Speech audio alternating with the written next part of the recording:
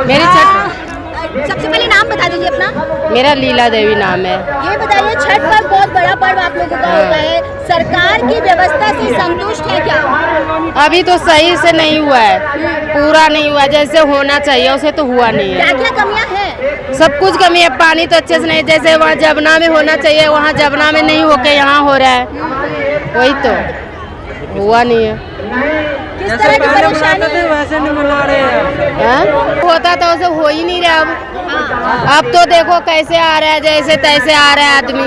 सरकार ने, प्रशासन ने खाना पूर्ति की है इस पर्व के नाम पर, पूरी व्यवस्था आप लोगों को? नहीं नहीं, बिल्कुल नहीं है, बिल्कुल एकदम बिल्कुल व्यवस्था नहीं है।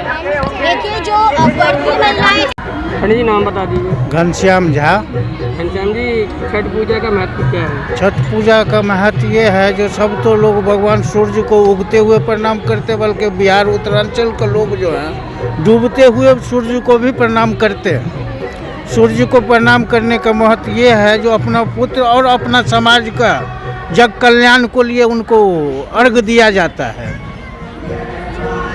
खरना और नहाय खाए से पूजा शुरू होती है तो महिला व्रत करती है। ये हमारे यहाँ 4 रोज का पर्व होता है, जिसमें पहले रोज तो ये नहा खाते हैं, दूसरे रोज ये खरना करते हैं और तीसरे रोज ये भगवान सूर्य को, डूबते हुए सूर्य को अर्घ देते हैं। तीसरे रोज ये उगते हुए सूर्य को अर्घ देते हैं और अपना पुत्र को लिए और अपना समाज को लिए, कल्याण को लिए जो है सो अर्घ देते हैं, ये कामना करते हैं।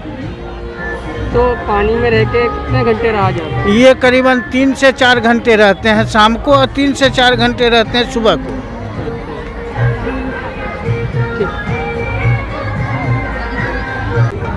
सर क्या नाम है आपका? राम किशोर सर। क्या है आप यहाँ पे?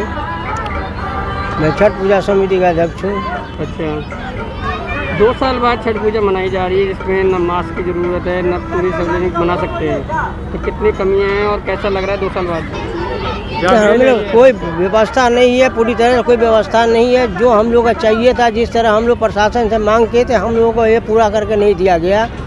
अभी तक जो है गड्ढा में पानी तक नहीं पूरा हो पाया है। बार बार हम लोग SDM साहब से लेकर के अन्य अधिकारी तक, जल बोर्ड तक हम कितने फोन कर चुके हैं, कितना सूचना दे चुके हैं, लेकिन कोई भी व्यक्ति इस पर सुनने का राजी नहीं है। जो श्रद्धालु आ रहे हैं उनके लिए भी कोई दिक्कतों का सामना करना पड़ रहा है, देखा जा रहा है। तो उनके लिए तो दिक्कत है, अभी बैठने की जगह नहीं है, करने की जगह नहीं। हमारे पास जगह एकदम कम पड़ गया। मैंने पहले भी लिख करके दे रखा हूँ 50-60 हज़ार पब्लिक हमारे यहाँ होंगे, इसके लायक आप व्यवस्था करके मुझे दीजिए। लेकिन ऐसा व्यवस्था हमें प्रशासन से अभी तक मिली नहीं है। कितने घाट बनाए गए हैं यहाँ पे? यहाँ 4 घाट बनाए गए, 30 बाई 50 का 4 घाट बनाए गए। MCD से एक भी पदाधिकारी यहाँ पर नहीं आए हैं, ना तो झाड़ू। तो मुझे ऐसा लग रहा है कि पता नहीं इन लोगों में क्या हो गया है कि ये लोग आपस में, अगर राजनीतिक में नूरा कुश्ती खेलना है तो आपस में नूरा कुश्ती खेलते रहे, लेकिन हम जनता इन लोगों को क्या बिगाड़े हैं जो कि हम लोगों के साथ इस तरह का सौतेला व्यवहार किया जा रहा है। पूर्वांचल का महापर्व है और इसमें उन लोगों से आपने कुछ कहा था कि हमें जगह ज़्यादा चाहिए? हमने कहा था, हमने लिख करके दिया था सबको। जब हमने उनको वो कहा था कि कम से कम 60-70 हज़ार पब्लिक चाहिए, उस लायक ग्राउंड मुझे बना करके दिया जाए। पहले यमुना पे छठ पूजा होती थी, अब क्यों नहीं होने दी? अब वहाँ कह रहे हैं कि NGT का रोक है, कोई कह रहे हैं केजरीवाल जी रोक लगा दिए, कोई कह रहे हैं LG रोक लगा दिया। तो कमी किसमें देखी जा सकती है? अब कमी किसमें देखा जाए? अब तो जब NGT रोक लगा दिया होगा तो दूसरे पर हम लोग क्या कर सकते हैं? श्रद्धालु ज्यादा आते हैं, फिर क्या व्यवस्था की गई है सरकार की तरफ? सरकार की तरफ से यही जो गड्ढा खन के दिया गया, वही जहाँ तहाँ जो पारक में जो है गड्ढा खोदवा दिया गया, जिसमें पूर्ण सुविधा है ही नहीं, पानी भी नहीं है। नागेंद्र साफी। क्या कमियां पाई गई आप लोग जो यहाँ पे आए हैं छठ घाट पे? कामियाँ तो बहुत है यहाँ क्या कमी बताऊँगा, यहाँ तो बहुत पूरे ही कमी है। अच्छा, ये छठ महापर्व त्योहार है, ये हम लोग बिहारी का महापर्व है ना।